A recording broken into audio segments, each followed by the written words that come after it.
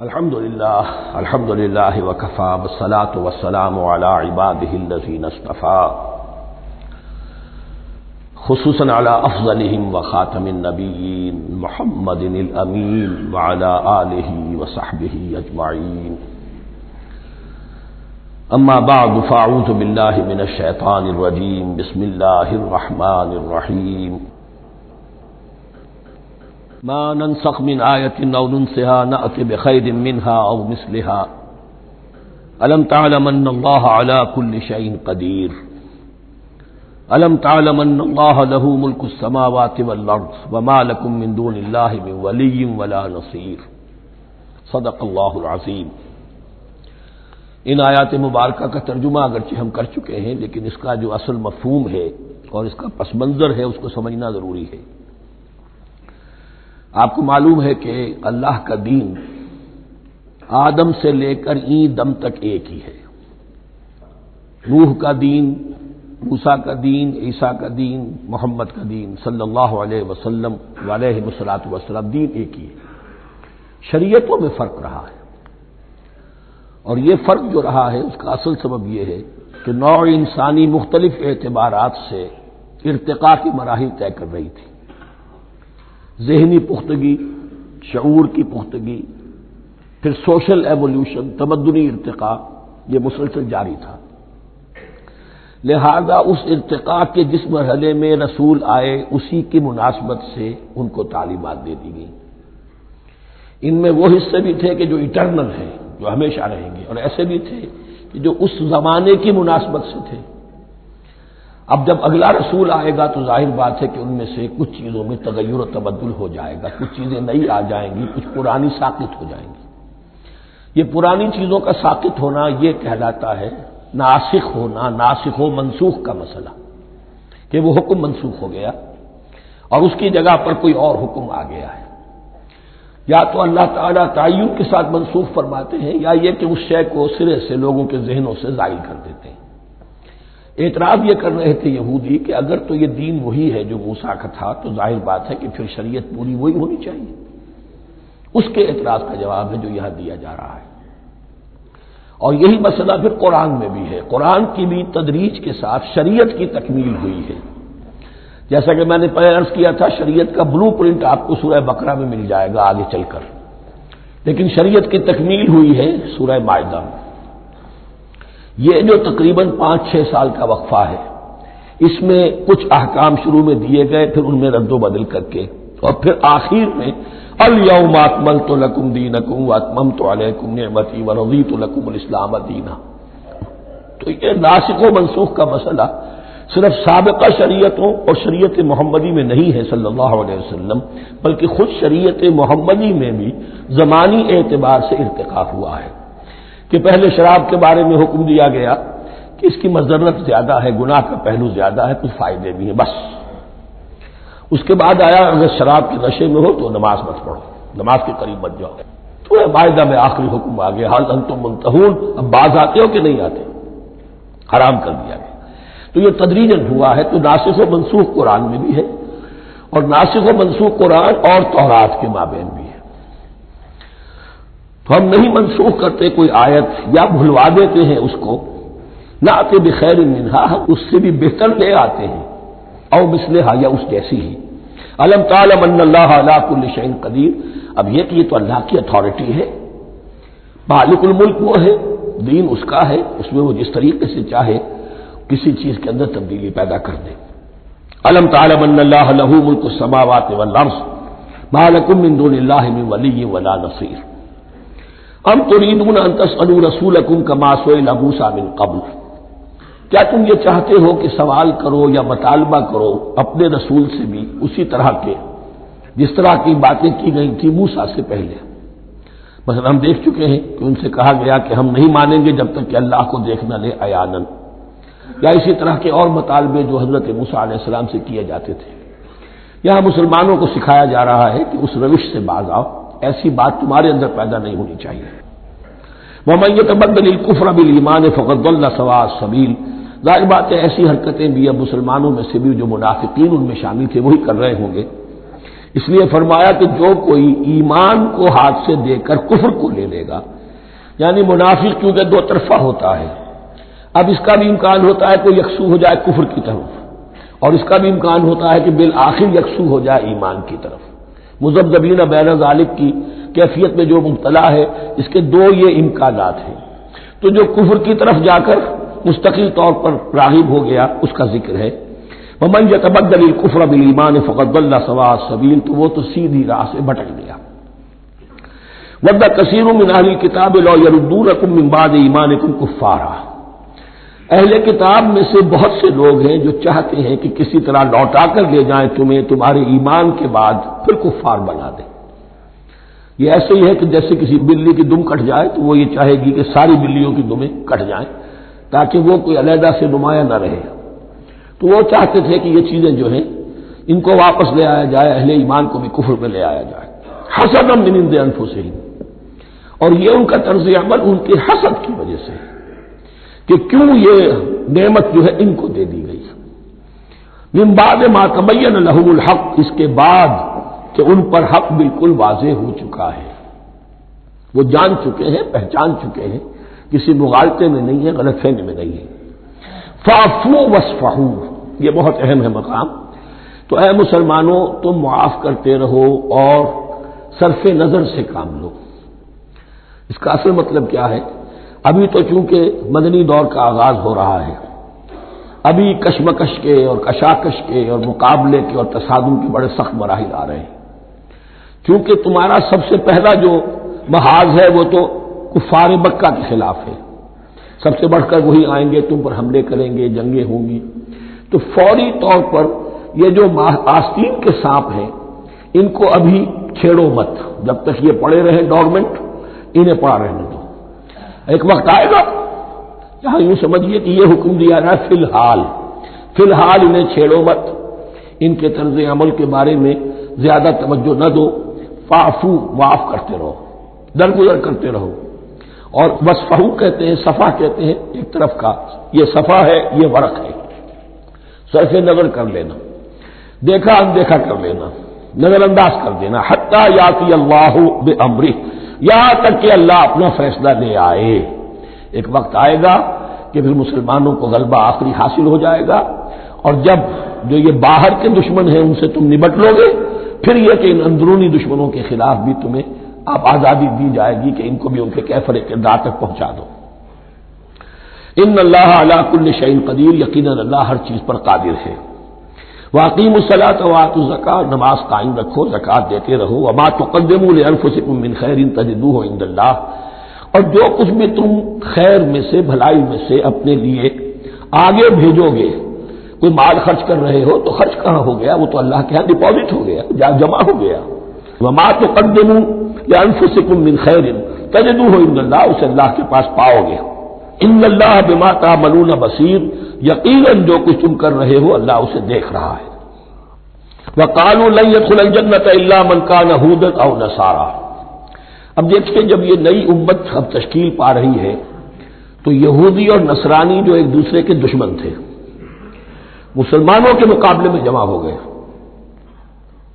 انہوں نے کہنا یہ شروع کیا وقالوا لن يدخل الجنة، ہرگز نہیں داخل ہوگا جنت میں، الا من کان ہودا او نصارا، سوائے اس کے جو یا تو یہودی ہو یا نصرانی ہو۔ جیسے ہمارے ہاں بھی ہوتا ہے، اہل حدیث کے مقابلے میں دیوبندی بریلوی جمع ہو جائیں گے، چاہے وہ آپس میں ایک دوسرے کے ساتھ جو بھی ان کا بیر ہے وہ اپنی جگہ ہے۔ اسی طریقے سے اہل تشیع کے مقابلے میں شاید اور جو ہے اہل سنت کے لوگ جمع ہو جائیں۔ تو ایک کامن اینمی جب آ جاتا ہے تو پھر یہ ہے کہ وہ لوگ جن کے اپنے اندر بڑی کنٹرڈکشنز ہیں وہ پھر ایک متحدہ محاذ بناتے ہیں۔ وقالوا لن يدخل الجنة الا من كان هودا او نصارى تلك امانيهم، یہ لفظ دوبارہ آ گیا، یہ ان کی خواہشات ہیں، من گھڑت خیالات ہیں، ان کی وشفل تھنکنگ ہے۔ قل هاتوا برهانكم ان كنتم صادقين، کہو ان سے لاؤ کوئی دلیل اگر تم سچے ہو، دلیل کتاب سے لاؤ، کہیں تورات میں لکھا ہے یہ، کہیں یہ انجیل میں لکھا ہے، جو تورات اور جو انجیل تمہارے پاس ہے اسی میں سے دکھا دو کہ یہ لکھا ہوا، کہیں لکھا ہوا نہیں۔ اب یہاں پر وہ یونیورسل ٹروتھ آ رہا ہے، بلا من اسلم وجهه للہ وهو محسن، کیوں نہیں؟ ہر وہ شخص کے جو اپنا چہرہ اللہ کے سامنے جھکا دے اور وہ محسن ہو، اس کا رویہ صدق پر، سچائی پر، حسن کردار پر مبنی ہو، سر کا جھکانا منافقانہ نہ ہو، جزوی نہ ہو کہ کچھ مانا کچھ نہیں مانا۔ بلا من اسلم وجهه لله وهو محسن فله اجره عند ربه، تو اس کے لیے اس کا اجر محفوظ ہے اس کے رب کے پاس۔ فلا خوف علیہم ولا هم يحزنون، نہ ان پر کوئی خوف ہوگا اور نہ ہی وہ حزن سے دوچار ہوں گے۔ یہ دوسری آیت ہے کہ جس سے کچھ لوگوں نے استدلال کیا ہے کہ ایمان بالرسالت ضروری نہیں ہے۔ اب دیکھیے اس کا جواب وہی ہوگا، نمبر ایک تو یہ ہر جگہ پر ساری چیزیں بیان نہیں کی جایا کرتی، کوئی چیز کہیں بیان کی گئی، کوئی کہیں بیان کی گئی ہے۔ کتاب کو لینا ہے تو پوری کو پوری ایک کتاب کی حیثیت سے۔ دوسرا یہ کہ یہ سارا سلسلہ کرام جو ہے، جو دو بریکٹس کے مابین آ رہا ہے، اس میں پہلے سے ہے وَآمِنُوا بِمَا أَنزَلْتُ مُصَدِّقًا لِمَا مَعَكُمْ وَلَا تَكُونُوا أَوَّلَ كَافِرٍ بِهِ، تو وہ تو ضرب کھا رہی ہے اس پورے کے پورے مضامین کے سلسلے سے جو ان دو بریکٹوں کے درمیان آ رہا ہے۔ اب دیکھیے ایک طرف تو ان کا کہنا یہ تھا کہ جنت میں داخل نہیں ہوگا مگر وہی جو یہودی ہو یا نصرانی ہو۔ اب عمل کیا ہے؟ وقالت اليهود ليست النصارى على شيء، یہودی کہتے ہیں نصارہ کی کوئی حیثیت نہیں، کوئی بنیاد نہیں، کوئی جڑ نہیں۔ وقالت النصارى ليست اليهود على شيء، اور نصارہ کہتے ہیں کہ یہود کی کوئی بنیاد نہیں، بے بنیاد لوگ ہیں، کوئی حقیقت ان کی حقانیت ہے ہی نہیں۔ وهم يتلون الكتاب، اور مزہ یہ ہے کہ دونوں ایک کتاب پڑھ رہے ہیں۔ اولڈ ٹیسٹمنٹ تو مشترک ہے یہودیوں میں اور عیسائیوں میں، یہ بہت اہم نقطہ ہے۔ اور جدید عیسائیت میں جو ایک بہت بڑی طاقت ابھر رہی ہے امریکہ میں، وہ ہے کہ جو عیسائیت کو جیوڈائز کر رہی ہے، کیونکہ رومن کیتھولک مذہب جو تھا اس نے تو چونکہ گویا کہ سارا رشتہ توڑ لیا تھا بائبل سے، سارا اختیار پوپ کے ہاتھ میں آ گیا تھا، لیکن پروٹیسٹنٹس نے پھر بائبل کو قبول کیا۔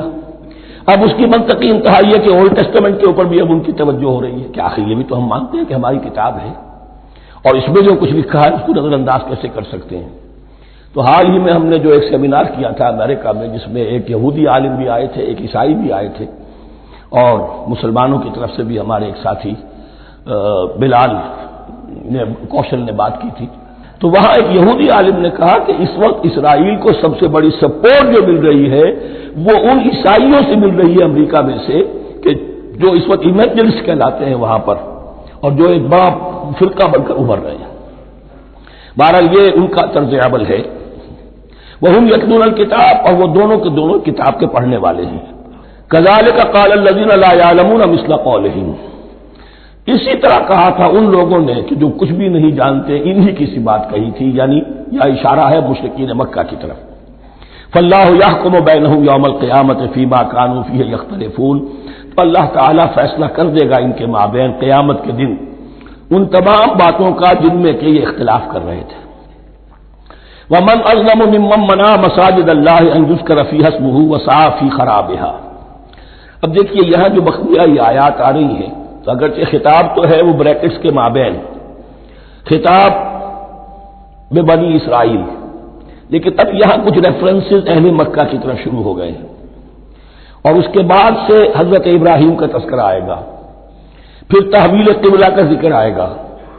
تحویل قبلہ میں ظاہر بات ہے کہ وہ قبلہ جو ہے وہ مشرکین مکہ کے قبضے میں تھا اس وقت، اس حوالے سے ریلیونٹ کچھ مضامین جو ہیں اس کی تمہید باندھی جا رہی ہے۔ یہ ساری تمہید ہے جو آگے آنے والا مضمون ہے تحویل قبلہ، جو علامت تھی اس بات کی کہ اب وہ سابقہ امت مسلمہ معزول کر دی گئی اور نئی امت محمد صلی اللہ علیہ وسلم اس مقام پر نصب کر دی گئی، انسٹال کر دی گئی۔ اس کے حوالے سے جو مسئلے اٹھیں گے، اسی لیے قال الذین لا یعلمون مثل قولہم، میں نے عرض کیا کہ یہ مشرکین مکہ کی طرف اشارہ ہے۔ ومن اظلم ممن منع مساجد اللہ یذکر فیہا اسمہ، اس سے بڑھ کر ظالم کون ہوگا جو اللہ تعالی کی مسجدوں سے لوگوں کو روکے کہ وہ اس میں اس کا نام لے سکے، چونکہ مشرکین مکہ نے مسلمانوں کو محروم کر دیا تھا حرم سے، اب وہاں جانے کی ان کو اجازت نہیں تھی۔ سن 6 میں حضور گئے بھی ہیں، تب بھی یہ کہ صلح حدیبیہ ہو گئی، واپس آنا پڑا، عمرہ کرنے کی اجازت نہیں ملی، سن 7 میں پھر ہوا ہے، تو یہ 7 برس بہت شاہ گزرے ہیں۔ محمد الرسول اللہ صلی اللہ علیہ وسلم اور اہل ایمان پر۔ اب یہاں ذکر ہو رہا ہے ان کا، قریش کا۔ وَمَنْ أَظْلَمُ مِمَّنْ مَنَعَ مَسَاجِدَ اللَّهِ أَن يُذْكَرَ فِيهَا اسْمُهُ وَسَعَىٰ فِي خَرَابِهَا، اور وہ اس کی تخریب میں لگے ہوئے ہیں۔ یہ خراب تخریب سے اسی سے بنا ہے۔ یہ تخریب دو طرح کی ہوتی ہے، ایک ظاہری تخریب ہوتی ہے کسی مسجد کو گرا دینا، اور ایک ظاہری نہیں باطنی معنوی وہ ہوتی ہے۔ وہ جو تخریب ہے وہ یہ ہے کہ توحید کی بجائے اسے شرک کا اڈا بنا دیا ہے۔ وہ تو دنیا کے متقدوں میں پہلا وہ گھر خدا کا، ہم اس کے پاسباں ہیں، وہ پاسباں ہمارا، 360 بت رکھ دیے گئے اس گھر میں لا کر، جو ابراہیم نے تعبیر کیا تھا توحید خالص کے لیے۔ وسعیٰ فی خرابہا، یہ لفظ ذرا نوٹ کر لیجئے، یہ ایک حدیث میں بھی آیا ہے، بڑی دلدوز حدیث ہے، اور میں چاہتا ہوں کہ آپ اسے ذہن میں رکھیں۔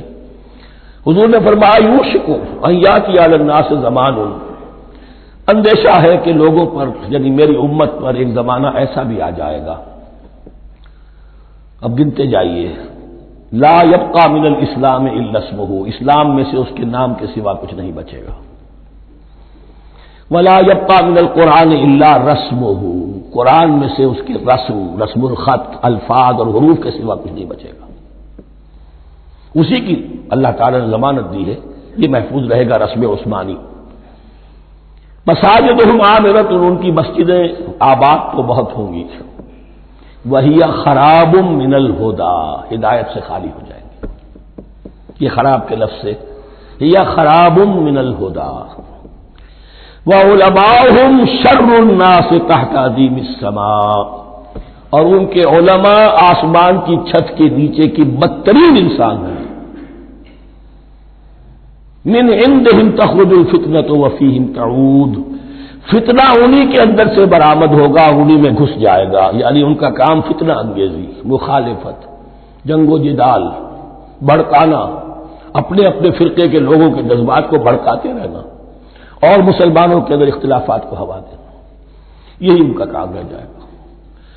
آج جن کو ہم علماء کہتے ہیں ان کی عظیم اکثریت اس کیفیت سے دوچار ہو چکی ہے۔ جب مذہب اور دین پیشہ بن جائے تو کوئی خیر اس میں باقی نہیں رہتا، یہ دین اور مذہب پیشہ نہیں تھا، اسلام میں کوئی پیشوائیت نہیں، اسلام میں کوئی پاپائیت نہیں، اسلام میں کوئی برہمنزم نہیں، اسلام تو ایک کھلا، ہر شخص کتاب اللہ پڑھے، ہر شخص عربی سیکھے، ہر شخص کو امامت کے قابل ہونا چاہیے، ہر شخص اپنی بچی کا نکاح خود پڑھائے، ہر شخص اپنے والد کا جنازہ خود پڑھے، یہ جو ہم نے پیشہ بنا دیا ہے اور پھر انہیں پیسے دیتے، ظاہر بات ہے کہ پھر اس پیشے کے اندر تو پیشے میں عیب نہیں، رکھیے نہ فرہاد کو نام، پھر تو پیشہ میں تو جو کچھ پیشہ ورانہ چشمکیں ہوتی ہیں اور جو خباثتیں ہوتی ہیں وہ آتی ہیں۔ لیکن ساتھ ہی یہ بات واضح رہے کہ علماء حق سے دنیا خالی نہیں ہوگی، علماء حق بھی ہیں، لیکن کسی کے ماتھے پر لکھا ہوا نہیں ہوتا کہ یہ علماء حقانی میں سے اور یہ علماء سوء میں سے ہے۔ باقی یہ صحیح بات ہے کہ اکثریت ادھر جا چکی ہے، ورنہ امت کا بیڑا غرق نہ ہوتا، سیدھی بات، یہ بیڑا غرق ہوا ہے تو آخر کوئی سبب ہے۔ اولئک ما کان لهم ان يدخلوها الا خائفین، ایسے لوگوں کو تو سوائے اس کے ان کا کوئی مقام نہیں ہے کہ انہیں داخل ہونے کی بھی اجازت نہیں ہونی چاہیے اس میں، یعنی اللہ کی مسجدوں میں، مگر خوف زدہ ہو کر، ڈر کر۔ لہم فی الدنیا خزی، ان کے لیے دنیا میں بھی رسوائی اور ذلت ہے، وَلَهُمْ فِي الْآخِرَةِ عَذَابٌ عَظِيمٌ، اور آخرت میں ان کے لیے عذاب عظیم ہے۔ وَلِلَّهِ الْمَشْرِقُ وَالْمَغْرِبُ، اب دیکھیے تمہید ہو رہی ہے تحویل قبلہ کے لیے۔ اب ظاہر بات ہے کہ بڑی حساس جو ہے وہ ایک کیفیت تھی یہ، تو یروشلم کے ساتھ جن کو دلچسپی تھی اور ان کے دلوں میں اس کی عقیدت تھی، مکہ مکرمہ اور بیت اللہ کے ساتھ جن کو دلچسپی تھی اور ان کے دلوں میں اس کی عقیدت تھی، تو اس حوالے سے یہ قبلہ بدلنا، اور 2 دفعہ بدلا ہے قبلہ، پہلے آ کے مدینے میں حضور نے یروشلم کی طرف 16 مہینے نماز پڑھی اور پھر تحویل قبلہ ہوا، تو اب اس میں کئی امتحان ہو گئے، وہ آگے آ جائے گا، لیکن اس کی تمہید باندھی جا رہی ہے۔ للہ المشرق والمغرب، مشرق اور مغرب سب اللہ کے ہیں، یعنی اگر ہم رخ کرتے ہیں مغرب کی طرف تو اس کے معنی یہ نہیں ہے کہ اللہ مغرب میں ہے، معاذ اللہ، اللہ تو جہت سے، مقام سے، ماورا وراء الورا، تو یہ ہے کہ ایک یکسانیت پیدا کرنے کے لیے اجتماعی رنگ دینے کے لیے ایک چیز کو قبلہ بنا دیا، علامت ہے۔ غالب نے ٹھیک کہا ہے، قبلے کو اہل نظر قبلہ نما کہتے ہیں۔ قبلہ جو ہے وہ مسجود تو نہیں ہے پرے سرحد ادراک سے اپنا مسجود، قبلے کو اہل نظر قبلہ نما کہتے ہیں۔ للہ المشرق والمغرب فینما تولوا فثم وجہ اللہ، جدھر بھی تم رخ کرو گے وہ اللہ ہی کا رخ ہے۔ ان اللہ واسع علیم، یقینا اللہ بہت وسعت والا ہے، بہت وسعت والا ہے، وہ کسی سمت میں محدود نہیں ہے، اور علیم ہے، ہر شے کا جاننے والا ہے۔ دیکھیے یہاں یہ آیت کہہ کے اور چھوڑ دیا مسئلہ، اگلے مسئلے پر آگے آپ کو پتہ چلے گا کہ یہ در حقیقت ایک تمہید باندھی جا رہی ہے تحویل قبلہ کے لیے۔ وقالوا اتخذ اللہ ولدا سبحانہ، اور ان میں وہ بھی ہیں، اب ظاہر بات ہے یہاں پھر اشارہ ہو رہا ہے وہ اہل مکہ کی طرف، جنہوں نے یہ کہا ہے کہ اللہ نے اولاد اپنے لیے اختیار کی، یعنی وہ کہتے تھے کہ یہ جو فرشتے ہیں یہ اللہ کی بیٹیاں ہیں، نصارہ کہتے تھے کہ حضرت مسیح اللہ کے بیٹے ہیں، اور یہودیوں کا بھی ایک گروہ ایسا تھا جو حضرت عزیر کو اللہ کا بیٹا کہتا تھا۔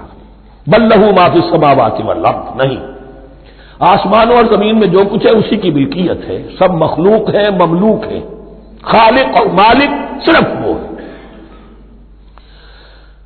کل لہ قانتون، اور سب کے سب اس کے فرما بردار ہیں، بڑے سے بڑا رسول، بڑے سے بڑا ولی، بڑے سے بڑا فرشتہ، بڑے سے بڑے اجرام سماویہ، سب کل لہ قانتون بدیع السماوات والارض، وہ آسمان اور زمین کو پیدا کرنے والا ہے بغیر کسی شے کے۔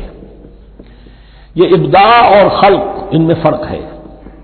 ابداع، بلکہ شاہ ولی اللہ دہلوی نے حجت اللہ البالغہ کا جو پہلا چیپٹر ہے اس کو یہی 3 عنوان دیے ہیں۔ اللہ تعالیٰ کے افعال بنیادی طور پر 3 ہیں، ابداع، خلق، تدبیر۔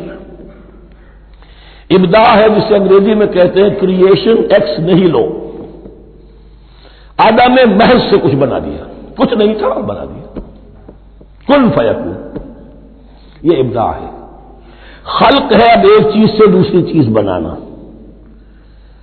گارے سے انسان بنایا، یہ تخلیق ہے، آگ سے جن بنایا، یہ تخلیق ہے، نور سے فرشتے بنایا، یہ تخلیق ہے۔ تو ابداع بدیع وہ ہے کہ جس نے نئی چیز، اسی لیے بدعت ہمارے ہاں کہلاتی ہے وہ شے جو دین میں نہیں تھی اور خواہ لا کے شامل کر دی گئی، جس کی کوئی جڑ بنیاد دین میں نہیں ہے، وہ بدعت ہے۔ اس سے یہ لفظ بدیع السماوات والارض، وَإِذَا قَضَىٰ أَمْرًا فَإِنَّمَا يَقُولُ لَهُ كُن فَيَكُونُ، اس کی شان تو یہ ہے کہ جب وہ کسی معاملے کا فیصلہ کر لیتا ہے تو بس کہتا ہے کہ ہو جا، اور وہ ہو جاتی ہے۔ وَقَالَ الَّذِينَ لَا يَعْلَمُونَ لَوْلَا يُكَلِّمُنَا اللَّهُ وَتَأْتِينَا آیَةٌ، اور کہا ان لوگوں نے جو علم نہیں رکھتے، یہاں پھر وہی مشرکین مکہ کی طرف روئے سخن ہے، کیوں نہیں بات کرتا ہم سے اللہ، اور کیوں نہیں کوئی لے آتا ہمارے پاس کوئی نشانی۔ یہ میں عرض کر چکا ہوں، یہ مضمون جو ہے کہ ان کا مطالبہ تھا بہت شدت کے ساتھ کہ کوئی معجزے ویسے ہی دکھاؤ جیسے تم کہتے ہو کہ عیسیٰ نے دکھائے تھے، موسیٰ نے دکھائے تھے، تو ہمارے یہ مطالبے پورے کر دو، ہم مان لیں گے۔ یہ ذکر آئے گا سورہ انعام میں اور پھر سورہ بنی اسرائیل میں۔ کذالک قال الذین من قبلہم مثل قولہم، اسی طرح کی باتیں جو لوگ ان سے پہلے آئے تھے وہ بھی کہتے رہے۔ تشابہت قلوبہم، ان کے دل ایک دوسرے سے مشابہ ہو گئے ہیں۔ قد بینا الآیات لقوم یوقنون، اور ہم نے تو اپنی آیات کو واضح کر دیا ہے ان لوگوں کے لیے جو یقین کرنا چاہیں۔ انا ارسلناک بالحق بشیرا ونذیرا، اے نبی ہم نے آپ کو بھیجا ہے حق کے ساتھ بشیر اور نذیر بنا کر۔ بنیادی حیثیت آپ کی یہ ہے کہ آپ اہل حق کو بشارت دیں، فراح و ریحان و جنت نعیم، فسلام لک من اصحاب الیمین، یہ بشارت دیجیے۔ اور جو غلط راستے پر جائیں، کفر کریں، منافقین میں مبتلا ہوں، ملحد ہوں اور بدعملی کریں، ان کو آپ خبردار کر دیجئے کہ جہنم ان کے لیے تیار کر دی گئی ہے۔ آپ کا کام دعوت ہے، ابلاغ ہے، تبلیغ ہے، نصیحت ہے۔ وَلَا تُسْأَلُ عَنْ أَصْحَابِ الْجَحِيمِ، آپ سے سوال نہیں کیا جائے گا جہنمیوں کے بارے میں کہ محمد یہ کیوں جہنم میں پہنچ گئے، ہم نے تمہیں بھیجا تھا، تمہارے ہوتے ہوئے یہ جہنمی کیوں ہو گئے، نہیں، یہ آپ کی ذمہ داری نہیں ہے۔ کون جنت میں جانا چاہتا ہے، کون جہنم میں جانا چاہتا ہے، یہ آدمی کا اپنا فیصلہ ہے۔ آپ کا کام ہے کہ حق کو واضح کر دیں، ہاں وضاحت میں کمی نہ رہ جائے، حق واضح ہو جائے، کوئی اشتباہ نہ ہو، بالکل مبرہن ہو جائے، واضح ہو جائے، بس یہ ذمہ داری آپ کی ہے، اس سے زیادہ نہیں۔ یہ مسئولیت جو ہوتی ہے، انسان اگر اپنی اصل مسئولیت سے زیادہ ذمہ داری اپنے سر پر ڈال لے تو اس سے بھی بہت بڑی بڑی گمراہیاں پیدا ہوتی ہیں، اور اس کا جو تذکرہ ہو رہا ہے بڑی گمراہی تو معاذ اللہ وہ تو ہمارے حوالے سے ہوتی ہے۔ ہمارے ہاں کی بہت سی جماعتیں جو ہیں اسی طرح کی غلطیوں کی وجہ سے وہ غلط راستوں پر پڑ گئی، پوری تحریکیں برباد ہو گئی۔ لیکن یہاں بھی حضور کا معاملہ کیا ہو رہا تھا کہ حضور چاہتے تھے کہ کسی طرح یہ علماء یہود ایمان لے آئے، بہرحال حضور کے دل میں رغبت، آخر مکے میں آپ تھے تو دعائیں مانگتے تھے، اے اللہ عمرو بن ہشام اور عمر بن خطاب میں سے کسی ایک کو تو میری جھولی میں ڈال دے، تو اسی طرح کی دعا آپ نے کی ہوگی۔ فرمایا وَلَن تَرْضَىٰ عَنكَ الْيَهُودُ وَلَا النَّصَارَىٰ حَتَّىٰ تَتَّبِعَ مِلَّتَهُمْ، اے نبی کسی مغالطے میں نہ رہیے، ہرگز راضی نہیں ہوں گے آپ سے نہ یہ یہودی اور نہ نصرانی جب تک کہ آپ پیروی نہ کریں ان کی ملت کی، لہذا امید منقطع کر لیجیے، اس لیے کہ زیادہ امید ہو تو مایوسی ہو جاتی ہے۔ اقبال نے بہت خوب کہا ہے بندہ مومن کے بارے میں، جس کی امیدیں قلیل جس کے مقاصد جلیل، مقصد اونچا لیکن امید قلیل رکھیے، اللہ چاہے گا تو ہو جائے گا، نہیں چاہے گا تو میرا کام تو اپنی حد تک اپنا فرض ادا کر دینا ہے، اس سے زیادہ کی جو ہے خواہش اپنے دل میں پالیں گے، کسی اجلت پسندی میں گرفتار ہو جائیں گے، کہیں دائیں بائیں ہک اور کرک کے ذریعے سے کہیں پہنچنے کی کوشش کریں گے اور اپنے آپ کو بھی برباد کر دیں گے۔ لن ترضى عنك اليهود ولا النصارى حتى تتبع ملتهم قل ان هدى الله هو الهدى، کہہ دیجئے دیکھو ہدایت تو ہے اللہ کی ہدایت، وَلَئِنِ اتَّبَعْتَ أَهْوَاءَهُمْ، اور نبی آپ بھی کان کھول کر سن لیں، اگر آپ نے ان کی خواہشات کی پیروی کی، یہاں ہم جوڑ دیں گے الفاظ بالفرض بفرض محال، اگر آپ نے ان کی خواہشات کی پیروی کی کہ کچھ چلو لے دو کر معاملہ کر لو، کچھ ان کی بات مانو، کچھ اپنی بات منوا لو، یہ مکے میں بھی قریش کی طرف سے بھی آیا تھا کہ کچھ اپنی بات منوا لیجیے، کچھ ہماری بات کمپرومائز کیجیے۔ اب ظاہر بات کہ یہاں اب یہود کے ساتھ یہی معاملہ ہے، وَلَئِنِ اتَّبَعْتَ أَهْوَاءَهُمْ بَعْدَ الَّذِي جَاءَكَ مِنَ الْعِلْمِ مَا لَكَ مِنَ اللَّهِ مِنْ وَلِيٍّ وَلَا نَصِيرٍ، اور اگر بفرض محال آپ نے پیروی کی ان کی خواہشات کی، اس کے بعد کہ آپ کے پاس علم آ چکا تو نہیں ہوگا کوئی بھی اللہ کے مقابلے میں آپ کے لیے کوئی مددگار یا حمایتی۔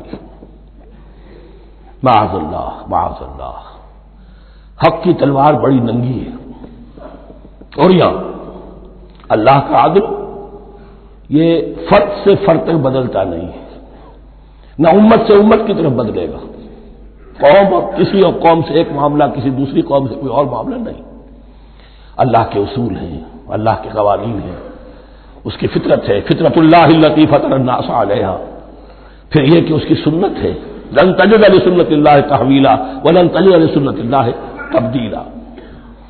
الذین آتیناہم الکتاب یتلونہ حق تلاوتہ، وہ لوگ کہ جنہیں ہم کتاب دیتے ہیں وہ اس کی تلاوت کرتے ہیں جیسا کہ اس کی تلاوت کا حق ہے۔ اس پر میں نے اپنے کتابچے میں بحث کی ہے، تلاوت کا اصل حق کیا ہے۔ مسلمانوں پر قرآن مجید کے حقوق نامی کتابچہ، اب یہاں پہ تفصیل سے بیان کرنے کا وقت نہیں ہے، لیکن ایک بات جان لیجیے کہ تلاوت کا لفظ جو قرآن کے لیے قرآن نے اختیار کیا یہ بڑا ذو معنیین ہے۔ تلا یتلو ہم اسے بھی کہتے ہیں پڑھنا، اور تلا یتلو کسی کے پیچھے پیچھے چلنے کو کہتے ہیں۔ والشمس وضحاها والقمر اذا تلاها، سورج کے بعد پیچھے آتا ہے چاند۔ تو یتلو کے معنی کیا ہے؟ when you are reading the book you are following the text۔ بعض لوگوں کو دیکھا ہوگا انگلی ان کی چلتی ہے ساتھ ساتھ، وہ بیچارے زیادہ ماہر نہیں ہیں تو تاکہ نگاہ ادھر سے ادھر نہ ہو جائے، ایک سطح سے دوسری سطح پر نہ پہنچ جائے، انگلی بھی ساتھ ساتھ پھیرتے ہیں، تو فالوئنگ دی ٹیکسٹ۔ لیکن اس تلاوت کا اصل حق کیا ہوگا؟ جب آپ اس کتاب کو فالو کریں، اسے اپنا امام بنائیں، اس کے پیچھے چلیں، اس کا اتباع کریں، اس کی پیروی کریں، جس کی کہ دعا ہم کرتے ہیں وَاجْعَلْهُ لَنَا إِمَامًا وَنُورًا وَهُدًى وَرَحْمَةً، تو اللہ تو بنائے گا ہمارا امام اس کو اسی وقت جب کہ ہم فیصلہ کر لیں کہ ہم اس کتاب کے پیچھے چلیں گے۔ الذین آتیناہم الکتاب یتلونہ حق تلاوتہ اولئک یؤمنون بہ،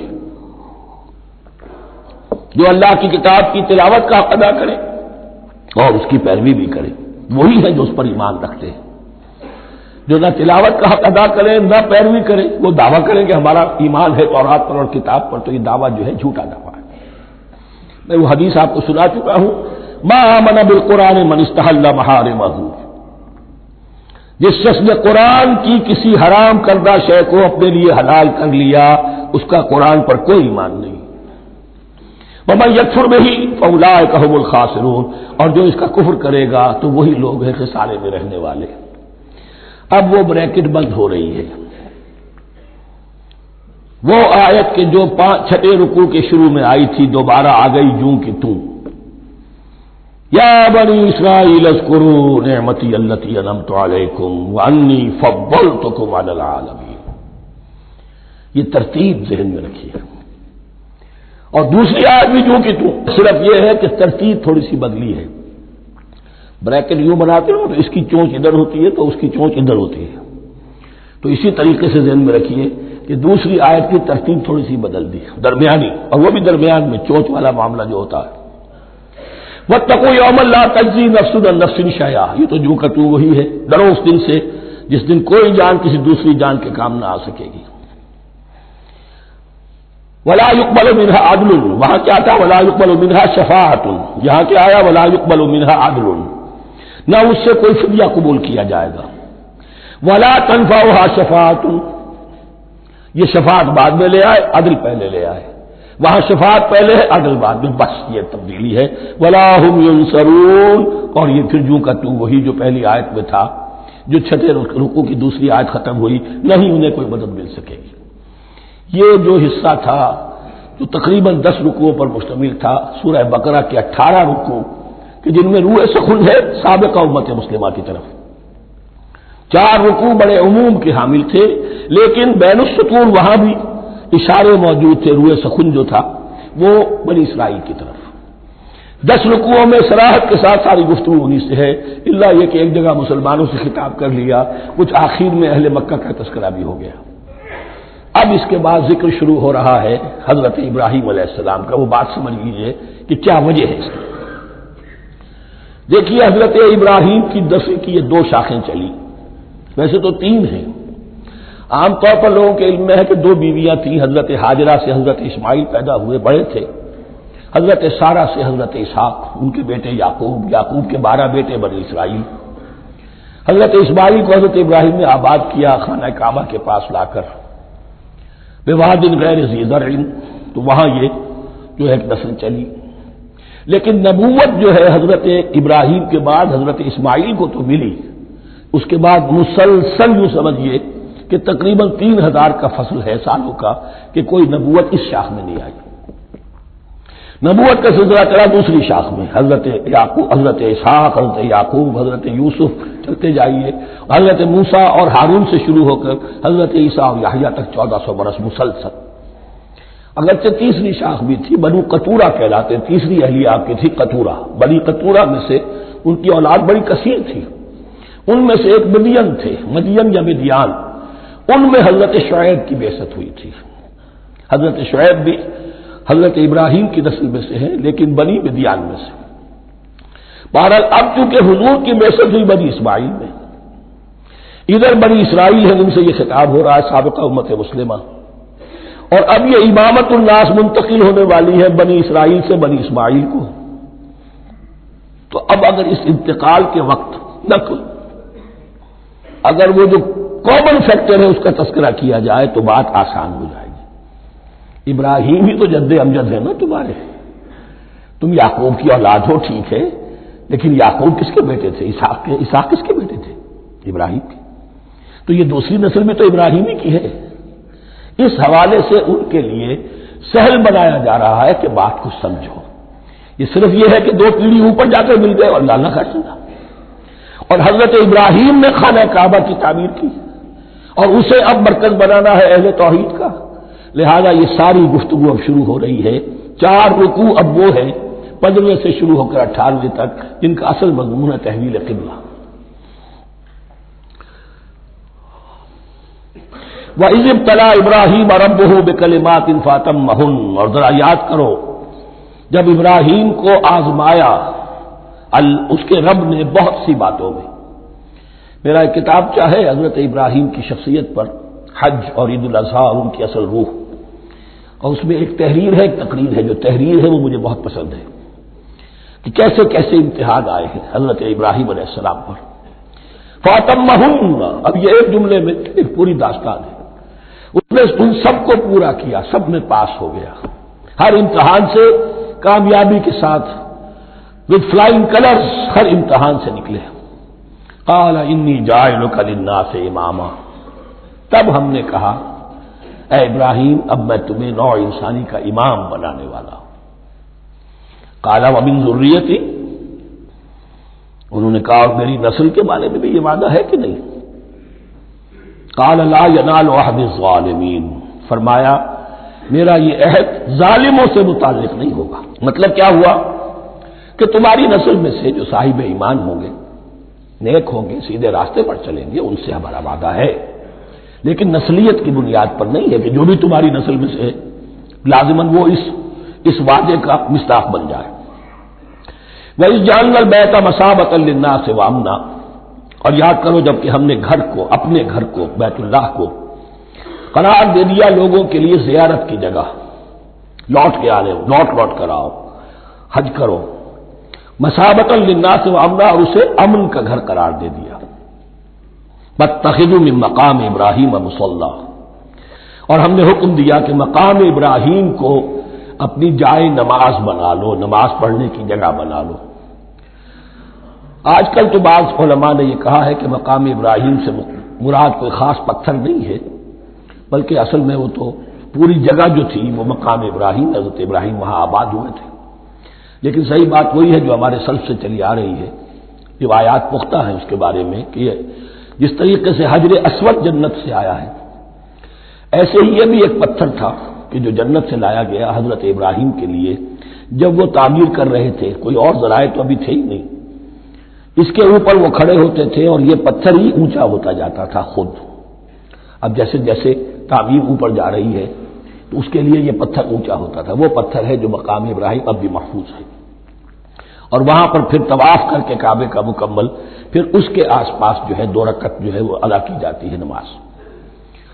وَعَهِدْنَا إِلَىٰ إِبْرَاهِيمَ وَإِسْمَاعِيلَ أَن طَهِّرَا بَيْتِيَ لِلطَّائِفِينَ وَالْعَاكِفِينَ وَالرُّكَّعِ السُّجُودِ، اور ہم نے عہد لے لیا تھا ابراہیم اور اسماعیل سے کہ تم دونوں ہمارے اس گھر کو، بیتیا میرے اس گھر کو پاک رکھو. اب یہ تطہیر بھی دونوں طرح کی ہوگی، ظاہری صفائی بھی ہو، گند نہ ہو، تاکہ ظاہر آئیں تو ان کے دلوں میں جو کدورت پیدا نہ ہو، کوفت نہ ہو، کھلی فضا ہو، صاف رکھو. اور تطہیر باطنی، وہاں توحید کا چرچا ہو، کوئی اور کفر اور شرک جو ہے وہ نہ آنے پائے. ان طہرا بیتی للطائفین والعاکفین، طواف کرنے والوں کے لیے، اعتکاف کرنے والوں کے لیے، والرکع السجود، اور رکوع اور سجود کرنے والوں کے لیے. وَإِذْ قَالَ إِبْرَاهِيمُ رَبِّ اجْعَلْ هَٰذَا بَلَدًا آمِنًا وَارْزُقْ أَهْلَهُ مِنَ الثَّمَرَاتِ مَنْ آمَنَ مِنْهُمْ بِاللَّهِ وَالْيَوْمِ الْآخِرِ. اور یاد کرو جب کہ ابراہیم نے کہا تھا اے میرے پروردگار اس گھر کو امن کی جگہ بنا دے، اور اس کے رہنے والوں، اس کے ہاں آباد ہونے والوں کو یعنی بنی اسماعیل کے لیے ان کو رزق عطا فرما، میووں کا اور پھلوں کا. من آمن منہم باللہ والیوم الآخر. اب یہاں حضرت ابراہیم خود رک گئے کہ میں اپنی ساری اولاد کے لیے یہ دعا نہ کروں، اس لیے کہ وہاں روک دیا گیا تھا لا ینال عہد الظالمین.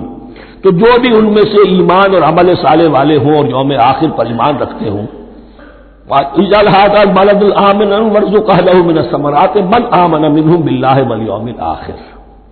اب یہاں دیکھیے اللہ تعالیٰ نے گویا کہ ہم کہیں گے ازرہ شفقت مسکراتے ہوئے گویا کہ فرمایا کہ ابراہیم قال ومن کفر، تمہاری اولاد میں سے جو کفر کرے گا فأمتعه قلیلا، اس کو بھی میں دنیا کا ساز و سامان تو دوں گا. امامت میں شامل نہیں کر سکتا، لیکن یہ کہ دنیاوی طور پر مال و متاع جو ہے وہ ان کو بھی میں دوں گا. ومن کفر فأمتعه قلیلا ثم اضطره الى عذاب النار، ہاں پھر اسے کشاں لے آؤں گا جہنم کے عذاب کی طرف. وبئس المصیر، اور وہ بہت ہی بری جگہ ہے لوٹنے کی. وَإِذْ يَرْفَعُ إِبْرَاهِيمُ الْقَوَاعِدَ مِنَ الْبَيْتِ وَإِسْمَاعِيلُ، اور یاد کرو جب کہ ابراہیم اٹھا رہے تھے ہمارے گھر کی بنیادوں کو، اور اسماعیل باپ بیٹا دونوں لگے ہوئے تھے۔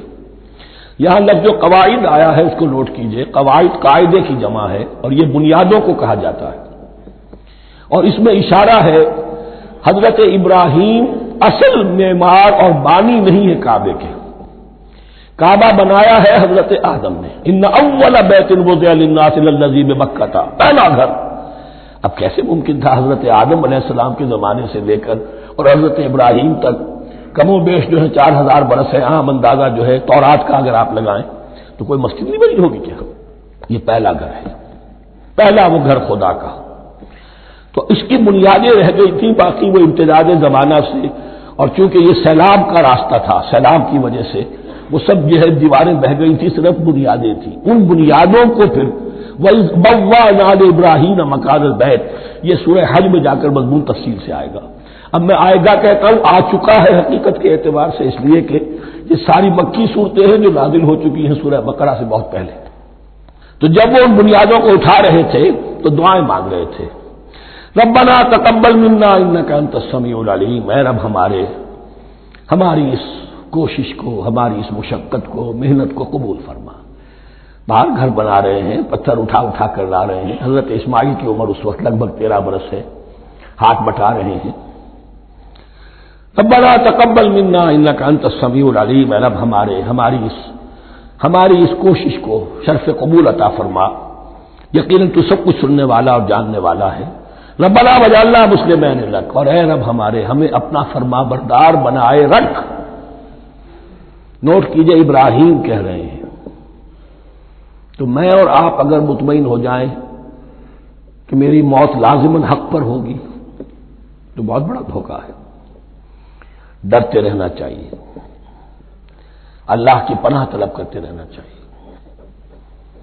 ربنا وجعلنا مسلمین لک، اے اللہ ہم دونوں کو اپنا فرما بردار بنائے رکھ، ومن ذریتنا امۃ مسلمۃ لک، اور ہم دونوں کی نسل میں سے اٹھائیو برپا کی جو ایک امت جو تیری فرما بردار امت ہو۔ وارنا مناسکنا، اور اے پروردگار تیرا گھر تو ہم نے یہ بنا دیا، اب اس کے جو رسومات ہیں وہ ہمیں سکھا، جو مناسک حج ہیں، ارنا مناسک، اب کیسے حج کریں، کیا آداب ہوں گے، طواف کیسے ہوگا، کیا کریں گے۔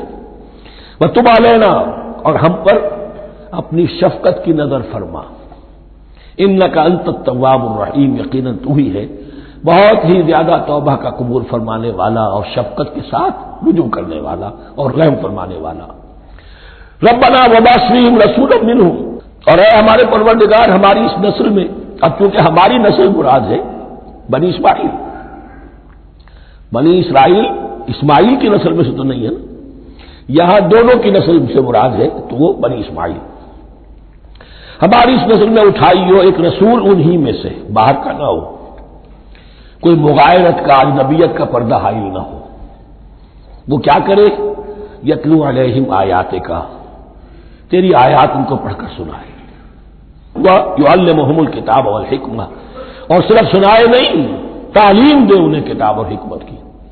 صرف سنا دینا تو بہت آسان کام ہے، سکھانا، تعلیم دینا، دلوں میں بٹھانا، اور حکمت، وَيُزَكِّيهِمْ، اور ان کو پاک کرے، ان کا تزکیہ کرے، ان کے دلوں میں تیری محبت اور آخرت کی طلب کے سوا کوئی طلب باقی نہ رہنے دے۔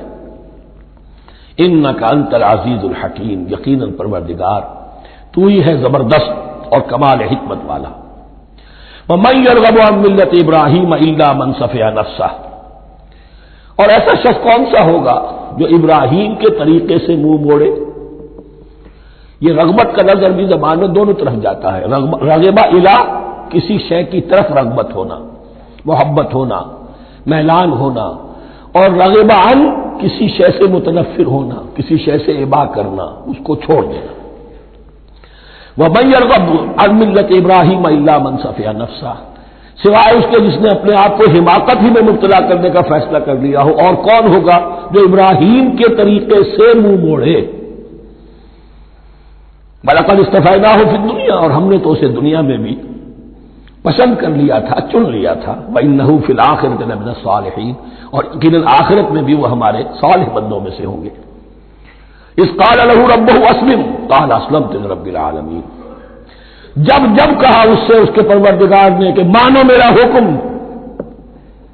اس نے کہا پروردگار قبول ہے تیرا حکم، یہاں تک کہ ذبح کرو بیٹے کو، حاضر۔ یہ آخری امتحان تھا، آخری 100 برس کی عمر میں، 87 برس کی عمر میں دعائیں مانگ مانگ کر بیٹا لیا تھا اسماعیل۔ حضرت سارہ کے ہاں کوئی اولاد نہیں ہوئی تھی، اب وہ 13 برس کا تھا، بازو بن گیا تھا اور اس وقت ذبح کرنے کا حکم آیا۔ جب بھی کہا ہم نے مانو ہمارا حکم، قال اسلمت لرب العالمین، اللہ تعالی ہمیں بھی توفیق دے کہ اس کی پیروی کریں۔ ووصى بها ابراہیم وبنیہ ویعقوب، اور اسی کی وصیت کی تھی ابراہیم نے بھی اپنے بیٹوں کو اور یعقوب نے بھی۔ یا بنی، وہ کیا کی نصیحت ہے میرے بیٹو، ان اللہ اصطفیٰ لکم الدین، دیکھو اللہ نے تمہارے لیے دین کو پسند فرما لیا ہے۔ کون سا دین؟ فلا تموتن الا وانتم مسلمون، اور دیکھنا موت نہ آنے پائے مگر فرما برداری کی حالت میں۔ یہی بات آئے گی سورہ آل عمران میں مسلمانوں سے خطاب کر کے، یا ایھا الذین آمنوا اتقوا اللہ حق تقاتہ ولا تموتن الا وانتم مسلمون، اور ان الدین عند اللہ الاسلام ومن یبتغی غیر الاسلام دینا فلن یقبل منہ۔ ام کنتم شہداء اذ حضر یعقوب الموت، کیا تم اس وقت موجود تھے جب یعقوب کی موت کا وقت آیا؟ جب آدم کی یعقوب پر موت، یہ لفظی ترجمہ ہوگا، اذ حضر یعقوب الموت اذ قال لبنیہ ما تعبدون من بعدی، حضرت یعقوب نے اپنے سارے بیٹوں کو جمع کیا، 12 کے 12، اور مصر میں پہنچ چکے تھے یہ حضرت یوسف علیہ السلام کے ذریعے سے، جو سورہ یوسف میں ساری کہانی آئے گی، وہاں انتقال ہوا۔ تو انہوں نے اپنے بیٹوں کو جمع کیا، اس قال لبنیہ ما تعبدون من بعدی، میرے بعد تم کس کی پوجا کرو گے، کس کی پرستش کرو گے؟ یہ بات نہیں تھی کہ انہیں معلوم نہیں تھا، لیکن یہ کہ ایک میثاق، قول و قرار اور پختہ کرنے کے لیے۔ قالوا نعبد الہک و الہ آبائک ابراہیم و اسماعیل و اسحاق، کہا کہ ہم پوجیں گے، بندگی کریں گے، پرستش کریں گے آپ کے معبود کی اور آپ کے آبا ابراہیم، اسماعیل اور اسحاق کے معبود کی، اور یہ کوئی مختلف معبود نہیں، الہ واحد، وہ تو ایک ہی الہ ہے۔ وَنَحْنُ لَهُ مُسْلِمُونَ، ہم اس کے لیے اس کے سامنے سر جھکاتے ہیں، اسی کی فرما برداری کا اقرار کرتے ہیں۔ تِلْكَ أُمَّةٌ قَدْ خَلَتْ، یہ آیت 2 مرتبہ آئے گی اسی رکوع میں۔ یہ ایک گروہ تھا انسانوں کا جو گزر گیا، ابراہیم، اسماعیل، اسحاق، یعقوب، ان کی اولاد، قد خلت، وہ گزر گئے۔ لہا ما کسبت ولکم ما کسبتم، ان کے لیے تھا جو انہوں نے کمایا اور تمہارے لیے ہوگا جو تم کماؤ گے، یعنی یہاں پدرم سلطان بود کا کوئی مقام نہیں ہے، ہر شخص کے لیے اپنا عمل، اپنا ایمان، اپنی کمائی۔ ولا تسألون عما كانوا يعملون، تم سے یہ نہیں پوچھا جائے گا کہ وہ کیا کرتے تھے، تم سے پوچھا جائے گا تم کیا کر کے لائے ہو۔ تو راچے ہے پدرم سلطان بود، تو راچے ہے، تم کیا ہو بھائی، تو اپنی بات کرو، باپ تمہارا سلطان تھا، ہوگا۔ وقالوا كونوا هودا أو نصارى تهتدوا، لیکن اس پس منظر میں اب ان کی خباثت کو نمایاں کیا جا رہا ہے کہ یہ تو تھی وصیت ابراہیم کی اور یعقوب کی، اور اس وقت کے یہود و نصارہ کا کیا رویہ ہے؟ قالوا كونوا هودا أو نصارى تهتدوا، وہی متحدہ محاذ حضور کے خلاف۔ یا تو یہودی، انہوں نے کہا کہ یا یہودی ہو جاؤ یا نصرانی تو ہدایت پر ہو جاؤ گے۔ قل بل ملت ابراہیم حنیفہ، کہہ دیجئے نہیں، بل نتبع، ہم تو نتبع یہاں پر محذوف مانیے، بل نتبع ملت ابراہیم حنیفہ، نہیں، ہم تو پیروی کریں گے ابراہیم کے طریقے کی، بالکل یکسو ہو کر۔ وما کان من المشرکین، اور وہ مشرکوں میں سے نہیں تھے۔ قولوا آمنا باللہ، اب یہاں مسلمانوں کو حکم دیا جا رہا ہے، دیکھو تم ان کے جو کچھ وہ کہتے ہیں اس کے جواب میں تم یہ کہو، قولوا کہو آمنا باللہ، ہم ایمان رکھتے ہیں اللہ پر، وما انزل الینا، اور جو کچھ نازل کیا گیا ہماری جانب، وما انزل الی ابراہیم و اسماعیل و اسحاق و یعقوب، اور جو کچھ نازل کیا گیا ابراہیم اور اسماعیل اور اسحاق اور یعقوب کی طرف، والاسباط اور ان کی اولاد کی طرف، وما اوتی موسیٰ و عیسیٰ، اور جو کچھ دیا گیا موسیٰ کو اور عیسیٰ کو، وما اوتی النبیون من ربہم، اور جو کچھ دیا گیا تمام نبیوں کو ان کے رب کی طرف سے، لا نفرق بین احد منہم، ہم ان میں سے کسی کے مابین تفریق نہیں کرتے، ہم سب کو مانتے ہیں۔ دیکھیے ایک ہے تفضیل، کسی کو ایک کو زیادہ افضل سمجھنا دوسرے سے، یہ اور بات ہے، وہ تو سورہ آل عمران میں آئے گا تلک الرسل فضلنا بعضهم علی بعض۔ تفریق یہ کہ ایک کو مانے ایک کو نہ مانے، ان رسولوں میں سے ایک کا انکار سب کا انکار، لا نفرق بین احد منہم ونحن له مسلمون، اور ہم نے تو اسی کی فرما برداری کا قلادہ اپنی گردن میں ڈال دیا ہے۔ فَإِنْ آمَنُوا بِمِثْلِ مَا آمَنْتُمْ، پھر اے مسلمانوں اگر یہ بھی ایمان لائے یہود اور نصارہ بالکل اسی طرح جیسے تم ایمان لائے ہو، نو کمپرومائز، ٹھیک ٹھیک وہی دین اختیار کریں، وہی راستہ جو کہ محمد کے ذریعے سے تمہیں دیا گیا صلی اللہ علیہ وسلم، فَإِنْ آمَنُوا بِمِثْلِ مَا آمَنْتُمْ بِهِ فَقَدِ اهْتَدَوْا، تب وہ ہدایت پر ہوں گے۔ وَإِنْ تَوَلَّوْا، اور اگر وہ پیٹھ موڑ لیں، فَإِنَّمَا هُمْ فِي شِقَاقٍ، تو اس کے معنی یہ ہے کہ وہ زدہ میں اور دشمنی کے اندر وہ مبتلا ہو چکے ہیں۔ فَسَيَكْفِيكَهُمُ اللَّهُ، تو اے نبی آپ کے لیے ان کے مقابلے میں اللہ کافی رہے گا، آپ فکر نہ کریں، آپ کسی کمپرومائز کی دعوت کی طرف توجہ ہی نہ دیں، کچھ دو کا معاملہ سوچیں بھی نہ، ان کی مخالفتوں سے آپ مرعوب نہ ہوں، ان کی دھمکیوں کا کوئی اثر نہ دے۔ فَسَيَكْفِيكَهُمُ اللَّهُ، اللہ کافی رہے گا آپ کے لیے ان سب کے مقابلے میں۔ وَهُوَ السَّمِيعُ الْعَلِيمُ، اور یقیناً وہ سب کچھ سننے والا اور جاننے والا ہے۔ ایسا نہیں ہے کہ اسے معلوم نہ ہو کہ آپ اس وقت کن حالات میں ہیں، کیسی مشکلات میں ہیں، کس طرح کی نازک صورتحال دن بدن جو ہے شکل بدل رہی ہے، لیکن آپ قائم ہیں۔ یہ ہے جگہ جہاں پر خون پڑا ہوا ہے، اس نسخے میں جو حضرت عثمان تلاوت فرما رہے تھے، اور اس وقت باغیوں نے انہیں شہید کیا ہے، ان کی زوجہ محترمہ نائلہ، انہوں نے بچانا چاہا ہے تو ان کی انگلیاں کٹ گئیں، اور خون جو ہے وہ فَسَيَكْفِيكَهُمُ اللَّهُ، ان الفاظ پر وہ خون پڑا ہے، وہ دبا اب بھی موجود ہے۔ وَهُوَ السَّمِيعُ الْعَلِيمُ، اور وہ سب کچھ سننے والا اور جاننے والا ہے۔ صبغۃ اللہ، کیا مانی یہاں پر بھی ایک آپ کو محذوف ماننا ہوگا، اخترنا صبغۃ اللہ، ہم نے تو اختیار کر لیا ہے اللہ کے رنگ کو۔ وَمَنْ أَحْسَنُ مِنَ اللَّهِ صِبْغَةً وَنَحْنُ لَهُ عَابِدُونَ، اور اللہ سے بہتر رنگ کس کا ہوگا، اور ہم تو بس اسی کی بندگی، اسی کی پرستش کرنے والے ہیں۔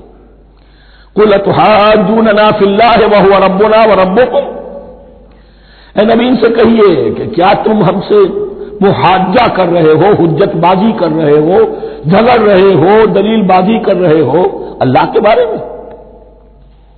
وَهُوَ رَبُّنَا وَرَبُّكُمْ، وہ تو ہمارا رب بھی ہے تمہارا رب بھی ہے، رب تو ایک ہے، رب بھی ایک، اس کا دین بھی ایک، ہاں شریعتوں میں فرق ہوا۔ قُلْ أَتُحَاجُّونَنَا فِي اللَّهِ وَهُوَ رَبُّنَا وَرَبُّكُمْ وَلَنَا أَعْمَالُنَا وَلَكُمْ أَعْمَالُكُمْ، رب تو ہمارا بھی وہ تمہارا بھی وہ، البتہ ہمارے لیے ہوں گے ہمارے عمل، تمہارے لیے ہوں گے تمہارے عمل۔ وَنَحْنُ لَهُ مُخْلِصُونَ، اور ہم تو اس کے لیے اپنے آپ کو خالص کر لینے والے۔ یہ ذرا 3 الفاظ یہاں پہ نوٹ کر لیجئے، یہ میرے اور آپ کے لیے لمحہ فکریہ ہیں۔ نحن لہ مسلمون، 136ویں آیت اس پر ختم ہوئی، ہم اس کے سامنے سر تسلیم خم کرتے ہیں، ان میں سے تو ہم بھی شامل ہیں۔ نحن لہ عابدون، آیت نمبر 138، ہم اس کی بندگی کرنے والے ہیں، اسی کی بندگی کرنے والے ہیں۔ تو صرف اسلام نہیں، عبادت اور ٹوٹل عبادت، ٹوٹل بندگی، پوری زندگی میں اس کے ہر حکم کی پیروی اور اطاعت۔ اس سے آگے بات آئی وَنَحْنُ لَهُ مُخْلِصُونَ، یہ عبادت اخلاص کے ساتھ نہیں ہے تو منافقت ہے۔ اس عبادت سے کوئی دنیا کی منفعت پیش نظر نہ ہو، سوداگری نہیں، یہ عبادت خدا کی ہے۔ دنیا بنانا، دنیا کمانا، دین کو ذریعہ بنانا، اس سے بڑی اور اس سے گری ہوئی کوئی حرکت نہیں۔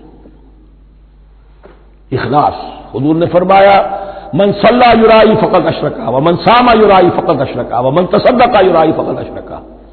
جس نے نماز پڑھی دکھاوے کے لیے اس نے شرک کیا، جس نے روزہ رکھا دکھاوے کے لیے اس نے شرک کیا، اور جس نے صدقہ خیرات دیا دکھاوے کے لیے اس نے شرک کیا۔ فنحن له مخلصون، نحن له مسلمون، نحن له عابدون، نحن له مخلصون۔ اللهم ربنا اجعلنا منهم، اللهم ربنا اجعلنا منهم۔ ام تقولون ان ابراہیم واسماعیل واسحاق ویعقوب والاسباط كانوا هودا او نصارى؟ کیا تمہارا کہنا یہ ہے کہ ابراہیم اور اسماعیل اور اسحاق اور یعقوب اور ان کی اولاد یہودی تھے یا نصرانی تھے؟ تم جو کہتے ہو کہ یا یہودی ہو جاؤ یا نصرانی تب ہدایت پاؤ گے، تو ابراہیم یہودی تھے یا نصرانی؟ اور اسحاق اور یعقوب اور یوسف اور موسیٰ اور عیسیٰ یہ کون تھے؟ یہی بات آج مسلمانوں کو سوچنی چاہیے۔ محمد الرسول اللہ اور ان کے اصحاب دیوبندی تھے یا بریلوی تھے یا اہل حدیث تھے یا شیعہ تھے یا سنی تھے؟ ان تقسیموں سے اوپر ہونے کی ضرورت ہے۔ اللہ کے ساتھ اخلاص کا تقاضا یہ ہے، ٹھیک ہے ایک فقہی مسلک کے اعتبار سے ایک شخص کسی مسلک کی پیروی کر رہا ہے، لیکن اپنے آپ کو اس سے آئیڈینٹیفائی کرانا اور اس مسلک کو مقدم رکھنا دین پر، اور اس مسلک ہی کے لیے محنت اور مشقت اور بھاگ دوڑ تبلیغ ہو رہی ہے اسی کی، یہ چیز بالکل اس اصل حقیقت کے خلاف ہے کہ جو اللہ کے دین نے ہمیں سکھائی ہے۔ ام تقولون ان ابراہیم واسماعیل واسحاق ویعقوب والاسباط كانوا هودا او نصارى قل انتم اعلم ام اللہ، کہیے ان سے کہ تم زیادہ جانتے ہو یا اللہ زیادہ جانتا ہے۔ ومن اظلم ممن كتم شهادة عنده من اللہ، کان کھول کر سن لو، اس سے بڑھ کر ظالم کون ہوگا جس نے اللہ کی ایک گواہی جو اس کے پاس تھی اسے چھپا لیا۔ تمہارے پاس گواہیاں ہیں، علماء یہود جانتے تھے یہ اللہ کے رسول ہیں جن کے ہم منتظر تھے، اس گواہی کو چھپائے بیٹھے۔ ومن اظلم ممن كتم شهادة عنده من اللہ وما اللہ بغافل عما تعملون، اور اللہ ہرگز غافل نہیں ہے کہ اس سے جو تم کر رہے ہو۔ تلک امۃ قد خلت، یہ گروہ مقدس جماعت تھی یہ جس کے یہ گلے سرسبد تھے، یہ گزر گئے۔ لہا ما کسبت ولکم ما کسبتم، جو کمائی انہوں نے کی، جو عمل انہوں نے کمائے وہ ان کے لیے، تمہارے لیے نہیں۔ تمہارے لیے وہ ہوگا جو تم کماؤ گے۔ ولا تسألون عما كانوا يعملون، اور تم سے ان کے عمل کے بارے میں نہیں پوچھا جائے گا کہ انہوں نے کیا کیا، تم سے سوال یہ ہوگا کہ تم نے کیا کیا۔ بارک اللہ لی ولکم فی القرآن العظیم ونفعنی وإیاکم بالآیات والذکر الحکیم۔